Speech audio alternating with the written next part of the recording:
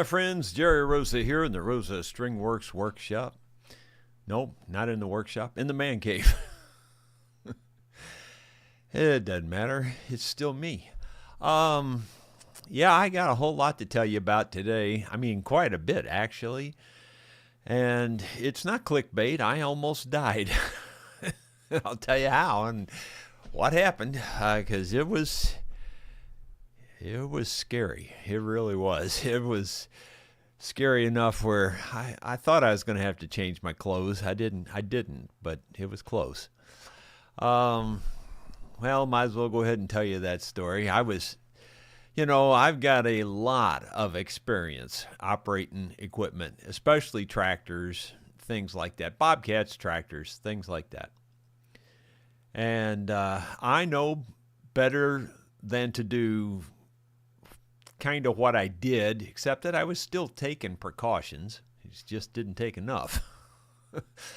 These hills are steep, and tractors can't hold a full load of wood in a trailer coming down these hills. So whenever I've got to come down a steep hill, I load the trailer lighter. Well, I was back there loading up some of that red oak that I told you how heavy it is. Well, I guess I underestimated how heavy it is, because it was heavy. And I didn't fill the trailer what I call full. For me, full is heaped up where there's a big heap like that. I just kind of filled it about level with the bed, which is, 2/3 as much as I usually put on there. I mean, it's about 2/3, so it wasn't, I didn't press my luck. I just kind of filled it level with the sideboards, if you will. Well, the big Ford 4000 tractor, which is a pretty good sized tractor, it's like a 50 horse type tractor, compared to like a 20 horse, like an 8N. People think those are nice tractors. Well, that's like a 20 horse. This is like a 50 horse, so it's quite a bit bigger tractor. So I'm thinking it'll be no problem coming down this hill.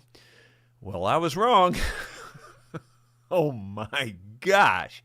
It started down that hill, and if you touch your brakes, which I know better than to do that, you've definitely lost it. You've got to let the engine slow it down, or if you hit your brakes when you start going down something like that, it just instantly slides just like you're on a sled.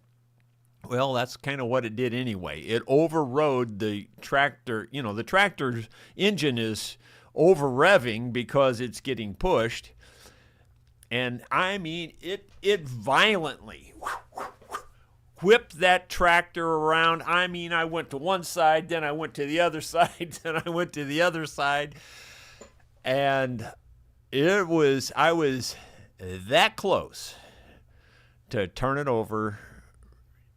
And if it did, you're dead. You very rarely ever survive those things. And there's no time to jump. I mean, this is happening really fast. And fortunately, I do have enough. I've got really fast reflexes. I mean, like crazy fast. And this thing, it would whip one way, well, I'd steer into it. And then it would whip the other way, and I'd steer back. And, and that's all I could do. And I was able to keep it from flipping, but that was as good as I could do. And it went down that hill in one heck of a hurry. It was scary. I'm seriously telling you, you can go. I should have went back and took pictures of the swirl. You can see the tractor line in the leaves and in the mud coming down that hill, or in the dirt. It really wasn't muddy. It was just dirt, but you can see every bit of the swirls that it pushed me through. Oh my gosh. I had to kind of sit there for a couple minutes after we got it under control. It was so close to turning over, it wasn't even funny. It just was nuts. It was crazy. Well, in that vein, somebody argued with me the other day and said that oak wasn't that heavy, that tree would only be like 12 or 1,300 pounds. I said, I'll guarantee it's over 2,000. And I'm even more convinced now that it's probably closer to 3,000. And here's why. Matt Cremona, if you've ever watched his channel, he built a giant bandsaw, just like kind of like the bandsaw I have, except that his is giant. I mean, he built it for cutting gigantic trees. And anyway, he hauled in a log the other day. It was a ash log, and it was 12 feet long, and it was about 30 inches in diameter. And he put it on the scale, and it was 3,000 pounds. Well, it was like 2,900 and change. So it was real close to 3,000 pounds. Now, here's what you need to know about that. First of all, my log was 1.5 feet shorter. My log was about 6 inches less in diameter. But his was ash. Ash is a lot lighter wood than red oak is. Red oak's way heavier than ash. Ash is what they make baseball bats out of because it's light. It's very strong. It looks a lot like oak. If you're just looking at the grain and only the grain, a lot of people couldn't tell it from oak. I can. I know what it looks like, and I can tell the difference. But it looks a lot like oak, but it's just a lot less dense. It's not nearly as heavy. So his weighed almost 3,000 pounds. Mine's way heavier per cubic foot than his is. I would bet mine was real close to the same weight, that big log that's there. So now you spread that out and you fill the back of a trailer with that. I bet I had well over 2,000 pounds in that trailer, well over that, coming down that hill. And the trailer itself, it probably weighs, 800 pounds, if not more. It's a pretty heavy-duty trailer, actually. It might weigh 1,000 pounds even. But so that tractor, the tractor probably weighs, 3,500, somewhere in there, maybe, is what I'm guessing. And it couldn't hold it. Oh, it was seriously scary. That is some heavy, heavy, heavy wood.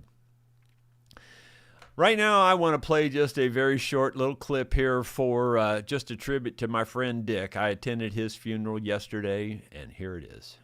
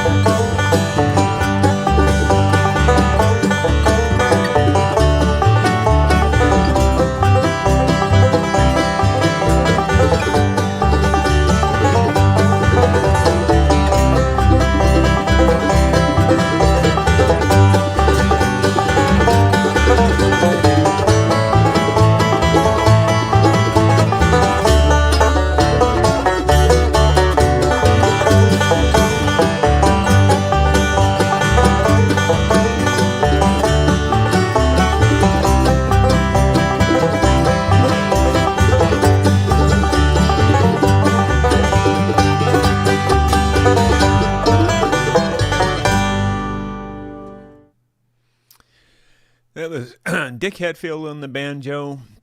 He was a good banjo picker.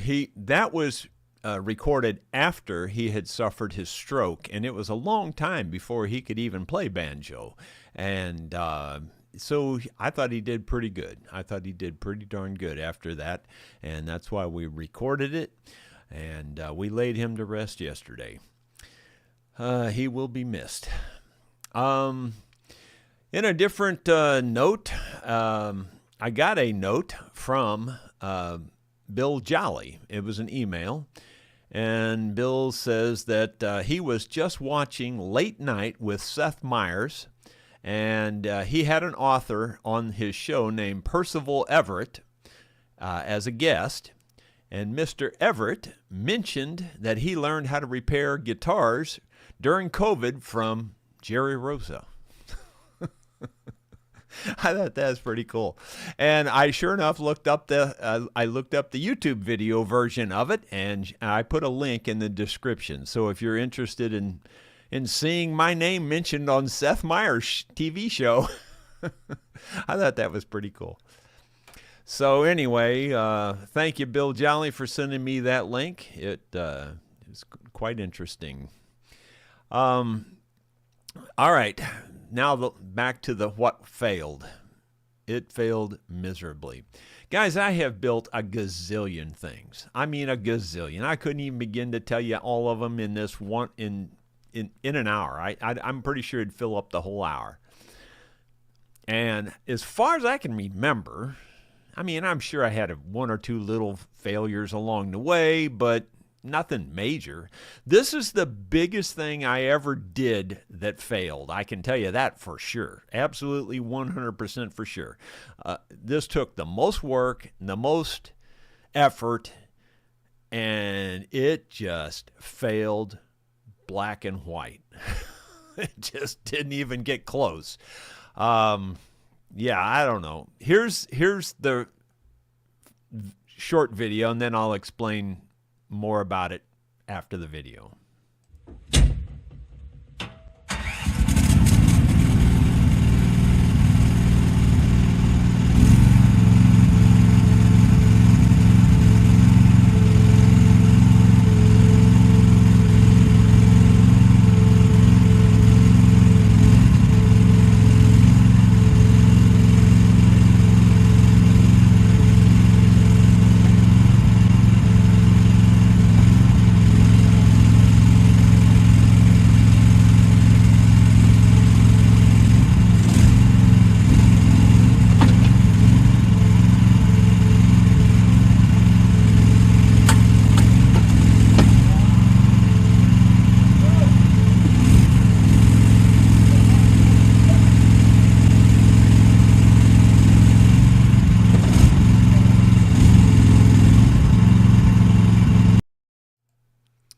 Yeah, you could see there that the blade just bent backwards. Well, I looked at that and I said, oh, it broke right across where I had it welded, you know, and I thought the weld had broken loose, that I didn't weld it well enough or something. Well, after full analyzation, it actually just broke the shaft off. Now, I knew that I didn't press hard enough right there to break that shaft off. So I thought, well, I know what happened. I was doing some testing on it in the shop, and in one time it kind of got away from me. I didn't notice what was happening, and I was cutting through steel. I cut through a piece of steel about that long, and it made the width of the blade about almost an inch. It's 3/4 inch thick, and so it pushed that 3/4 inch blade through a piece of steel about 2 inches long. So I thought, well, that's where it probably cracked it right there. It's probably where it fractured it when I was testing it. So when I took it out there and did that, it didn't take much more to break it off, you know. So I took it completely apart, rebuilt that whole area, and reinforced it a lot. And I don't have this. Well, I do have it on video. I just didn't put the video in today's vlog. But anyway, so I tested it down at the shop. I just brought a couple logs down there, backed it out of the shop. And now I'm really convinced that I've got it fixed right. I mean, I really think this is going to hold. There's nothing's going to cause a problem this time. Well, I was wrong. It sheared it right off. Now, keep in mind, it's a shaft. See how big around this microphone is? It's about the same size as that microphone. It's a steel shaft about that big around. And it just sheared it right off. Now, I've built other log splitters. In fact, I guess I've built a couple now that I think about it. Anyway, normally log splitters push like this. See, you got this arm is the arm is your cylinder in this case, and my fist is the ram, and the ram, well, actually it does it like this, and the ram pushes the log through the blade. This is the blade. So the ram pushes the log through the blade. Now, that method is very strong. I mean, you can't hardly break that. You could break this off, you could break the blade off, but the ram itself is going to pretty much just push right straight through it. Well, the difference in my design there, because I wanted it to cut both ways, you can't just have it push. It won't work. You can't draw back and cut something, you know. So what I did was I put the pusher down here, so it's pushing like this. I did a pull there, but you know what I'm saying. Anyway, it's pushing on this shaft, and the blade's up here. Well, that gives it a lever effect. And that lever effect, or the cantilever, if you really want the right word there, it's a cantilever type splitter. And the steel I've got, 1.5 inch solid steel, just sheared right off. It just ain't going to work. It's way more pressure than I guess I thought. I thought it would cut through the wood before it would break the steel. Not a chance. So when it broke the second time down there at the shop, like I said, I do have it on video, but I didn't bother to show you again. It's the same exact thing, basically, and it just broke it right off. So I'm giving up on that. I'm done. It's a fail. So what I'll probably do is down the road salvage the parts, which the cylinder's still perfectly good, and the hoses and the connectors and things like that are all still perfectly fine. I could easily convert it to a standard style log splitter, and I'm sure I could make one that will work that way. But I was really hoping this would work, because you could cut one way and then you could come back and cut the other way and cut that way. And for the record, I ended up splitting I only ended up splitting like 2 logs. One of them I split 4 ways, and the other one I only split in half. I did get that much split with the thing. So, I mean, it basically works, and some of it was split on the push and some of it was split on the pull. So it was definitely more than powerful enough to do the job. It's just that the steel ain't powerful enough to hold it.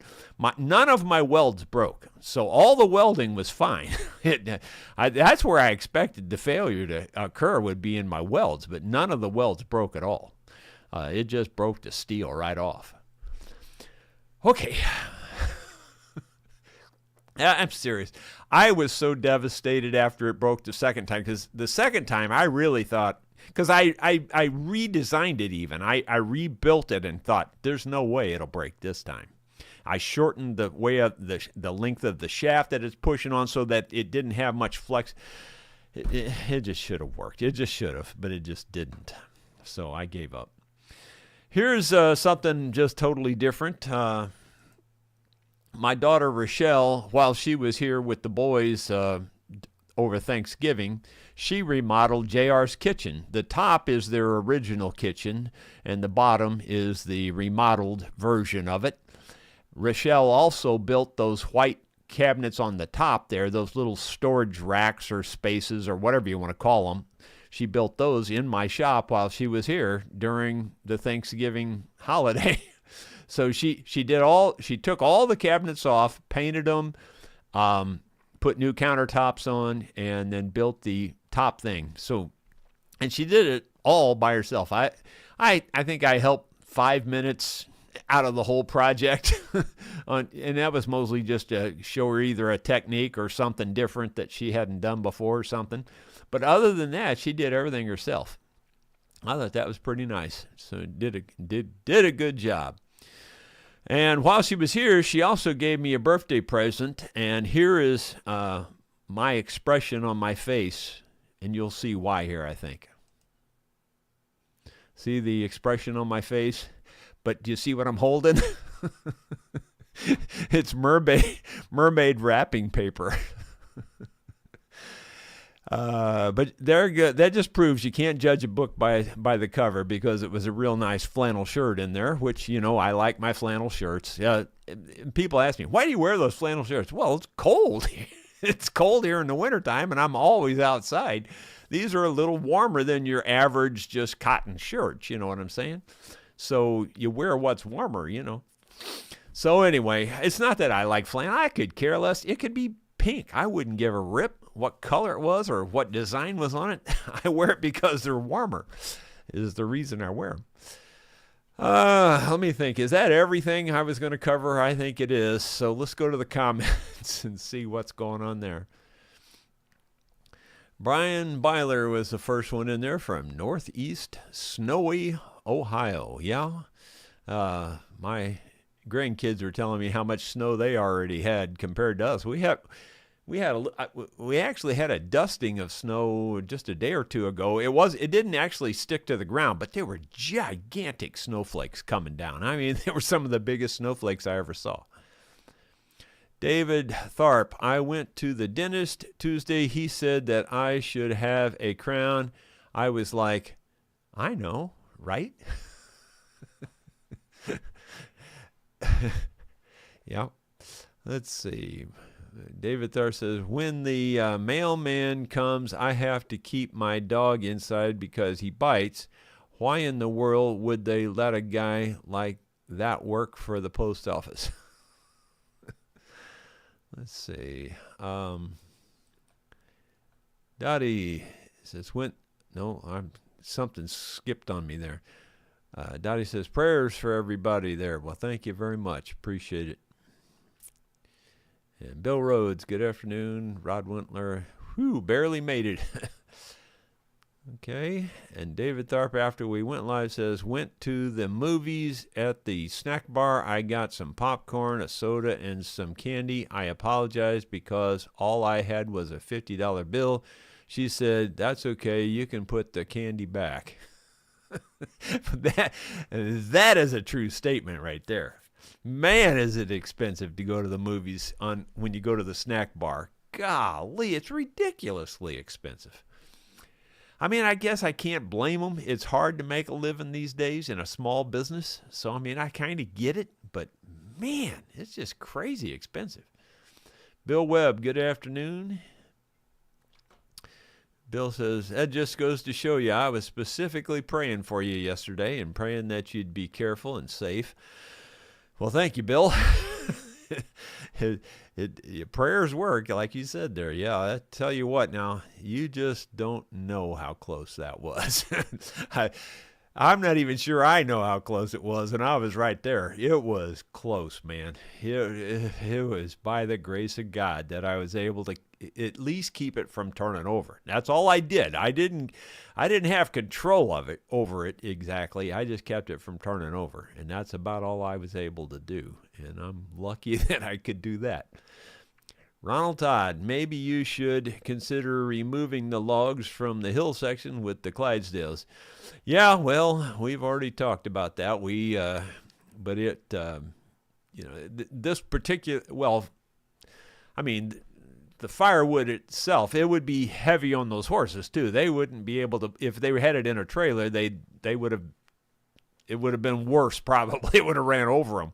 But that big log, they could skid that down the hill. That would be a possibility. But unfortunately, I don't think JR's interested in it yet. He's still working with them, and they're not even a team yet. You know, it would take a team of horses. And the word team means that they are on the same team. There's just like a baseball team. They get to where they know each other and they know how to pull together and work together. And he's not quite to that extent yet. And that's what he'd need to have to pull that big log that I've got up there. Let's see. Bill Mumbo, Jerry, saw your video earlier. Now, honestly, did you look up your ear or look in your ear and your nose? Tell the truth. Ear. Yeah, ear. I didn't look at my nose. That just would have, I couldn't do that. And no, I didn't look anywhere else either. Ronald Todd Clydesdale's, I guess he's trying to respell something there. Bill Webb, I bet there's a lot of people who learn from watching you. I know I learned a lot. Well, thanks, Bill. Yeah, I think, like I said, people kept saying, you need an apprentice, you need an apprentice. And I was hearing every day from people who said, thank you, you taught me how to do this, you taught me how to do that. I'm thinking, I got a gazillion apprentices out there. That's the way I felt. I really did feel that way, like there was just a ton of apprentices out there. Sidecar Bob, at mom-in-laws again, this time baseboard. So I need to sound like the video I missed, really something. I'll watch the beginning right after the vlog ends. Okay. Let's see. Bill Mumbo, does your daughter fix guitars? No, she hasn't got into that yet. She has done a lot of woodworking. She completely remodeled her whole basement in her house that they were just in before. They're in a new house now, but the house they just left, she completely did the whole basement, and it was like from a raw basement to a really plush, nice basement. It was really top end. It was really good. So she does really good work. I think she calls her business on Facebook, here, hold my board, or something like that. I think that's what she calls it, because she said that's what I used to always say to her, was hold my board while I'm doing whatever it was I was doing. So apparently that's how she named the business. John Partridge, hi Jerry, what's the difference with A style and F style mandolins apart from the shape? Well, you just picked out the 90% of it right there. It's the shape, primarily. Now, there are some differences within both of those shapes that are different. You get long neck ones and short neck ones in both shapes. The long neck is my preference. That's the one that the body line, I think, is 15th fret. The other one, I think, is 10th fret or 12th fret. Maybe it is 12th. I'm not really sure, but it's shorter. It's really obviously shorter. And I don't like the short neck ones at all in either style. So that's probably more important than anything. The body style, though, is the main difference between the two. If all other things being equal, if they both have F holes, for instance, or if they both have oval holes, for instance, then they sound roughly the same. There's not very much difference. So, but you got to keep, if everything's equal, that's the key thing. Like if you got an oval hole compared to an F hole, they're going to sound different. Dottie Hildebrand, I'll be praying for safety while you cut wood. Well, thank you. I am actually pretty darn safe at it, really. And I really thought I had taken enough precaution on that. Well, now I know I didn't, and I won't do that again, of course.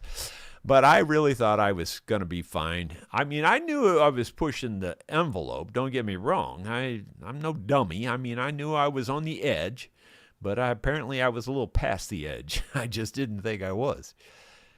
Kim Williford, I'm so sorry for the loss of Dick Hatfield. Any chance he might be descendant of the Hatfields involved with the infamous feud?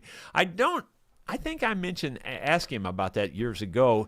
For years, I would say 4 to 6 years, somewhere in there, Dick was kind of blind also. He couldn't drive. And I would haul him to all of the bluegrass jams that we had in the area. Back then, there were quite a few, and so I just, on my way to the jam, I'd go by his house, or a lot of times it was out of the way. I'd go pick him up and take him to the jam, And I did that for years. And anyway, I think during those trips, I'm pretty sure I asked him somewhere along the line. And as far as I know, I don't think he was. Jeff Puris, the most important thing that I learned from you is, other than replacing strings and very minor tweaks, the guitars go to the luthier. Yeah, I think that's if you're not good with tools, I mean, if you're good with tools and good with woodworking and stuff, then I think most people can handle it if you're good with those things. But if you're not experienced with those things, then I think you should probably send it to a luthier. Bill Mumbo, JR just put a new video for you all to watch. Okay, I don't know if I've seen it yet or not. Anyway, that's pretty much everything I had for today, guys. This morning, I think partly because I was so depressed over the total failure of that splitter. And, God, I've never worked so hard in my life to have something just totally fail. Anyway, I think I was so depressed. That's all I've done this morning is just work on catching up on all the things I should have been doing anyway, because I've been neglecting everything while I was working on all that. So I've been catching up on email. I've caught up on probably 40 or 50 email, and I still got probably 20 to 30 more to go. And I've got to get the bills paid and accounts, reconciled and all that. I got a lot to do that's just way behind on. Let's see. David Tharp, I remember back in school I asked my teacher if I could ask a stupid question. She said, yes, better than any student I've ever had. Papa Tom, are there trailers with brakes that, well, Isaac, JR's son and my grandson, Isaac and I were talking about putting brakes on a trailer yesterday. We were trying to think of a way we could maybe do that. It wouldn't help a ton. It would help. It would help for sure. But the problem is if you touch brakes coming down these steep hills, it just becomes a ski. So in one way it would help, and in another way I'm not so sure it would. You'd be surprised. I'm seriously telling you, if you come down one of these steep hills and you touch your brakes, just instantly it's a slide. It's instead of slowing you down, it goes faster. And that is not a joke I'm not just saying that. It's a black and white fact. And those of you who have done this kind of work, you already know that that's true. It scares you. I learned that lesson the hard way when I was a kid. I was probably 12, 13, somewhere in there. And my dad put me on really something I shouldn't have been on. It was on the same Ford tractor, believe it or not. My dad bought that tractor new when I was just, I think, 11, something like that. Anyway, it was 1964 is when he bought it. No, he bought it in 1965. It's a 64 model. So I was 11 when he bought it. And I was probably 12 or 13 by this time, and I was already driving the tractor on the road and everything. Well, he put me on this really steep, huge pond dam. I mean, it was a big one. This was, it's a pond, but technically it's, you could call it a lake, I guess. But this dam was probably, I don't know, 70 foot maybe or 100 foot maybe, from top down to the bottom, because dams are steep. They're like this, and this was all fescue grass. Well, something happened, and I lost control some way or another, and it started sliding sideways down that hill with me, and that one there, I don't think if I can remember right, I don't think I had any control over anything on that one. I don't think I did anything to try to help the situation, but that'll give you some idea. This was sliding sideways. Now, that would be kind of equivalent to putting your brakes on, because your wheels are not rolling downhill. They're just stationary sideways. And it slid sideways to the bottom of that hill, and by the grace of God, it didn't turn over. I mean, if it would have hit the least little rock, just the least little rock on that bottom tire side, it would have just flipped that tractor like that. I'd have been Whew. I've escaped death a number of times in my life. Quite a few times, actually. I could tell you a whole bunch of them.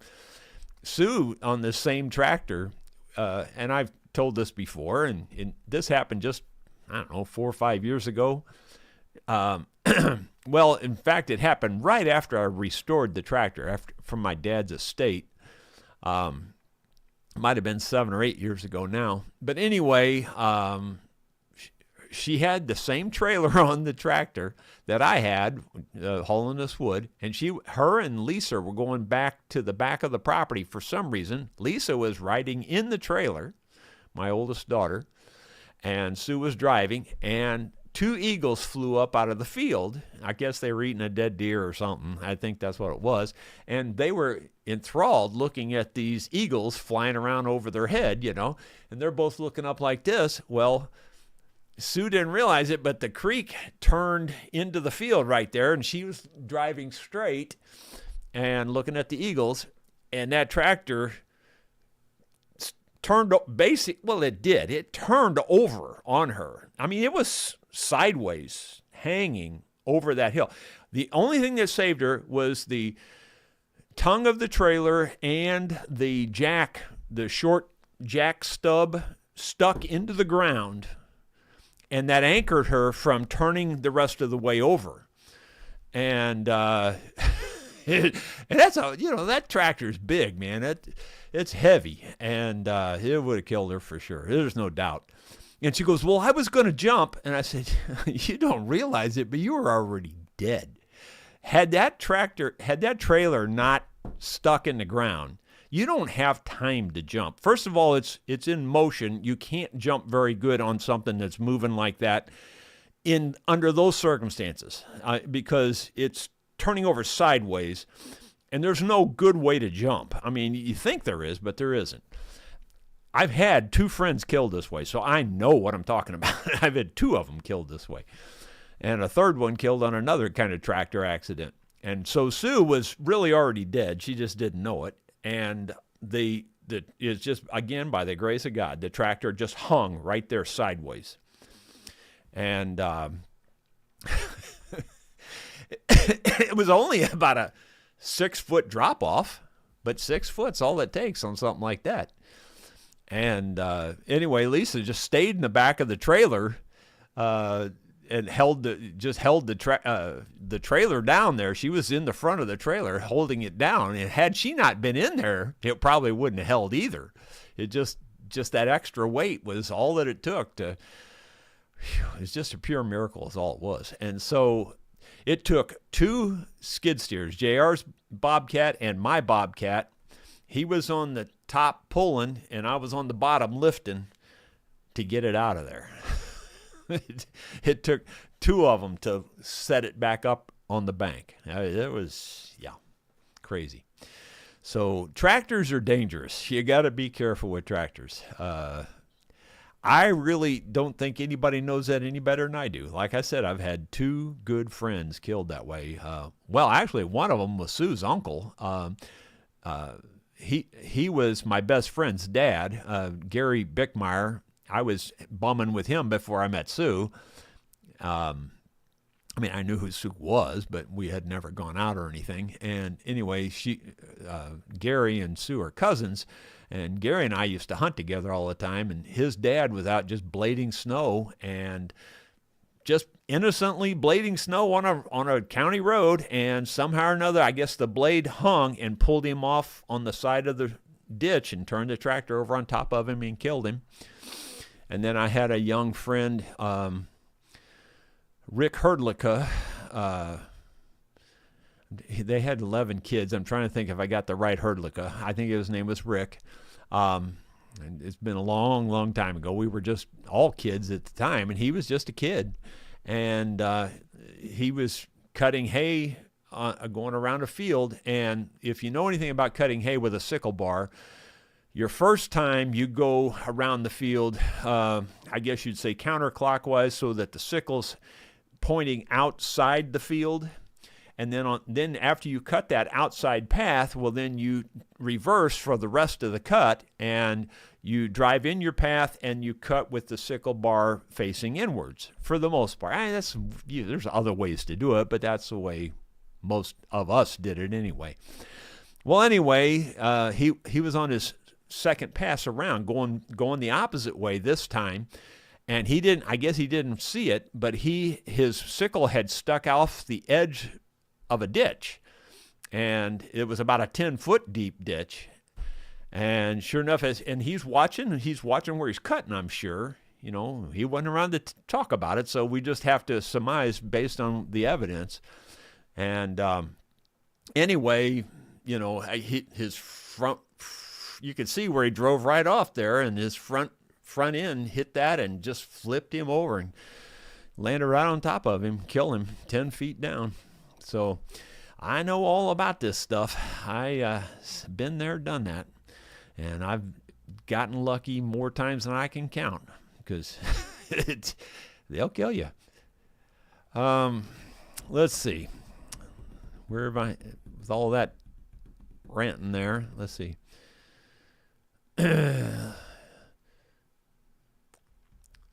Dottie Hildebrand says, you have a log splitter. Yeah, I do have a regular log splitter, a big heavy one with a big heavy, you know, works on my skid steer. Boy, it tears up the ground bad. I was trying to do the log splitter for use right there at my stove is really the main reason I wanted this one. And it wouldn't tear up the ground with that excavator, because you don't have to move the excavator on the tracks. You can just reach around, pick it up, and split it, and that kind of thing. Ronald Taylor says, a lot of trailers use surge brakes. Yeah, I don't think that would be advisable on these hills. It might. I don't know. I don't know a lot about surge brakes. I've driven tractors that have had them in the past, but it's been a long time ago. I don't really know much about them. Bill Rhodes, Jerry, you can use your brakes, but you have to pump them a little bit. Well, yeah, maybe. You ought to try it on these slick hills, these leaves and things. These are really steep hills. I mean, seriously, most people can't walk these hills. Most people can't. They can't walk up them. They're steep. This is not just a little bit of a hill. These are steep hills. And yeah, I don't know how to explain it. You just have to see it. And with that much weight pushing you, if you touch your brakes, you're gone. I'm telling you, you're gone. I've been there, done that too. Sue did it. This was early on with the Ferguson tractor, and that's a lot lighter tractor. And she was going down a hill brush hogging. Well, she hit her brakes, and once you hit them, you're pretty much gone. And she crashed into a big old tree down at the bottom of the hill. Didn't kill her, obviously, but it hurt her. I mean, she threw her into the steering wheel and everything. Yeah. She didn't realize that you can't touch your brakes going down these hills. Eddie D, Jerry and friends, somebody is watching over your family to have accidents like that and not get hurt. Boy, you aren't kidding. You are not kidding. Those sickle bars are super dangerous. Yes, they are. They're dangerous in a lot of ways. And again, you may think I'm making these things up because I've had so many experiences like this, but my, I guess I don't know what you call him, my second cousin. I guess he is my uncle's. He was my dad's uncle's son, whatever that is. Anyway, my great-grandfather cut that boy's leg off with a sickle, but it was on a horse-drawn sickle. And his name was Leo Duncan, and he was just a boy when his leg got cut off. He was just a kid. He came running up to his grandpa, and his grandpa was my great-grandpa. And anyway, the sickle bar, he didn't see him there, and I guess when he came running up there, that startled the horses jumped forward, and the sickle bar came through and just cut his leg right off.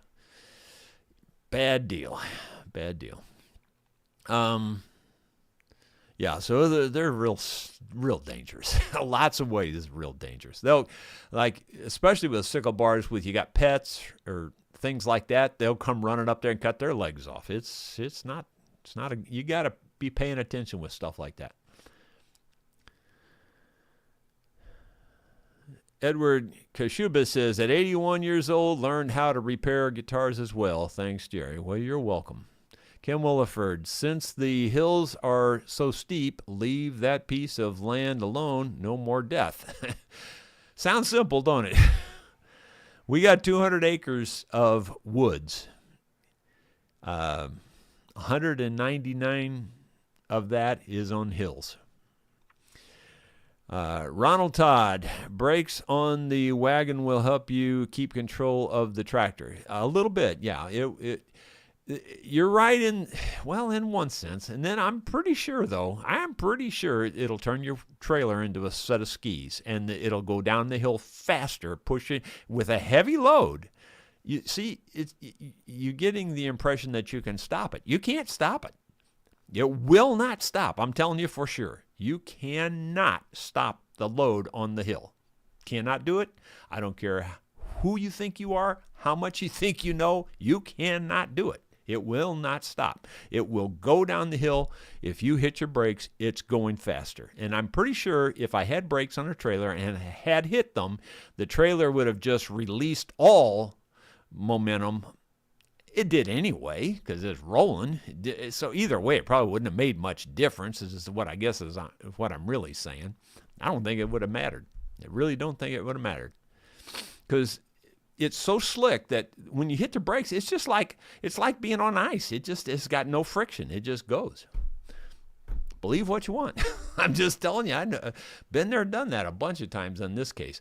All right, here's the way you can combat it. First of all, you got to be smarter, not put such a big load in it, and I won't anymore, especially with that kind of heavy green wood. Now, had that been dried out dead wood for a long time, that much wood in there, I probably could have handled it no problem, because I'm pretty sure I've handled bigger loads than that with dried dead wood already. But this was really green, really heavy red oak, and red oak's heavy. And I loaded it too heavy, so that's the first problem. I shouldn't have loaded it that heavy.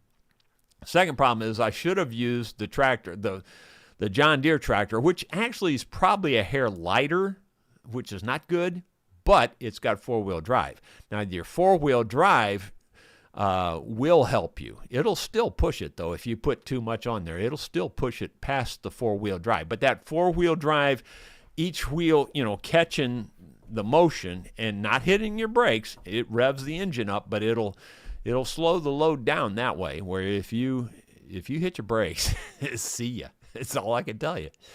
You just can't explain it to people unless they've tried it. And once you try it, you'll understand. You can't hit your brakes. Let's see. Try going down backwards. Not likely. If I really got into a situation where I had to bring a heavy load down that hill, here's how I would do it. I would hook my Bobcat onto the trailer. On the back of the trailer, have the tractor in the front, pulling the load down the hill, and the Bobcat in the back, slowing the whole thing down. And the Bobcat could stop the whole thing. So you'd have to have two people and do all that. It'd be a pain in the neck. But if you really had to get a heavy load down the hill in a wagon, that would be the way to do it. Ronald Todd, possibly cut a new trail that's not so steep. There ain't no way to do that. Kim Williford. I mean, you sort of could, but you'd need a huge bulldozer. You couldn't just do it easily. There's no easy way to do that. Kim Williford, how do you keep from going fast down the hill without the brakes? Well, you got it in a low gear, and these tractors are geared very low. In fact, you can walk the speed that the tractor goes in the low gear. You can easily keep up. You can walk faster than the tractor. So, and that's a trick too. You don't want to do that either. You don't want to put it in such a low gear that it's so slow that the load's going to overpush that. So if you find the right gear, like maybe second gear, low range. This tractor has three ranges. It's got a low range, a medium range, or standard range is what they call it, and then a high range. So you got to put it in low range, which gives the engine a ton of power over the wheels.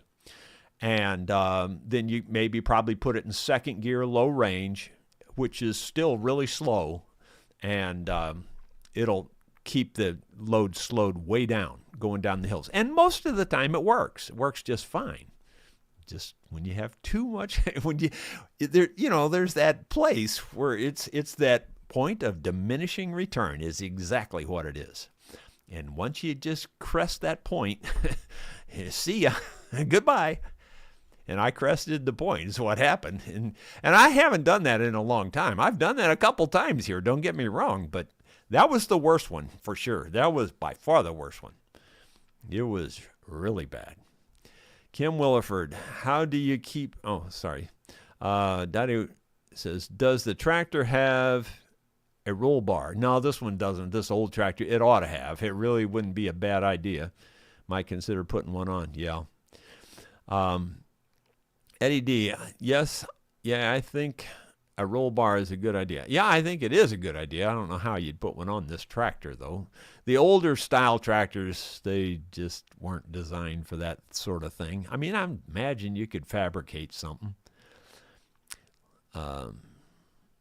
Seen a log splitter built on a beam with a fixed blade at one end, and I've already got one like that.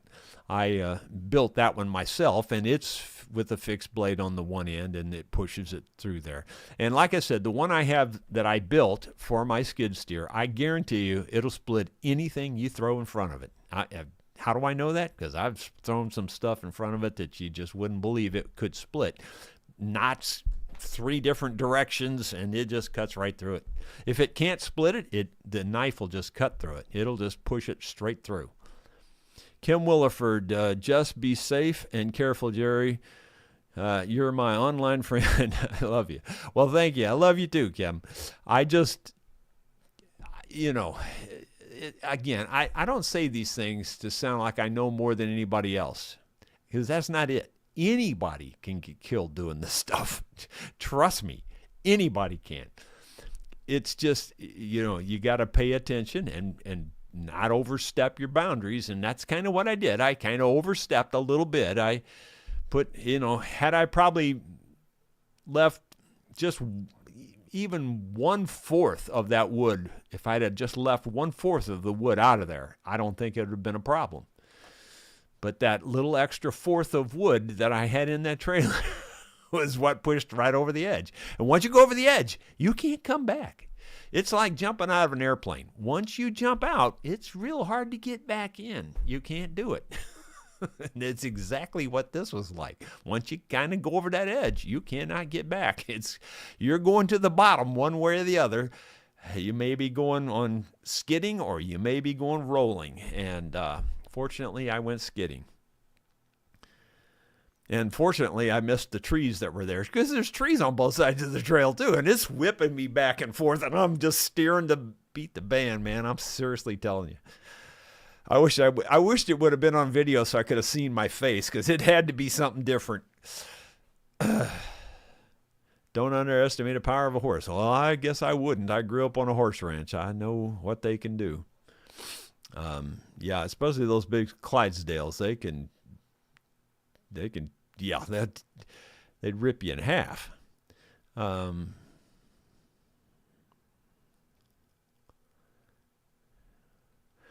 Yeah, well, I appreciate your Zacharak doesn't have any question marks, but he's saying that they're offering the ideas in kindness, and I agree. I'm not poo-pooing anybody's ideas. The ideas are okay. It's just that you have to. You just gotta. You're not used to this situation. This situation's a little different. They're really steep hills. And there's rolling rocks under there too. The rocks are going to roll, and it just isn't. It's just not a good situation. Like I said, I just had to pay more attention and not let that happen again, and I won't. Trust me. I guarantee you the rest of those are coming down safe. I can tell you for sure.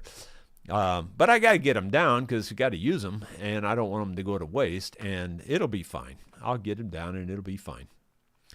Well, guys, I'm going to get off here. Thank you so much for your support. We will see you tomorrow with something else, and I have no idea what that'll be, but we'll see you then.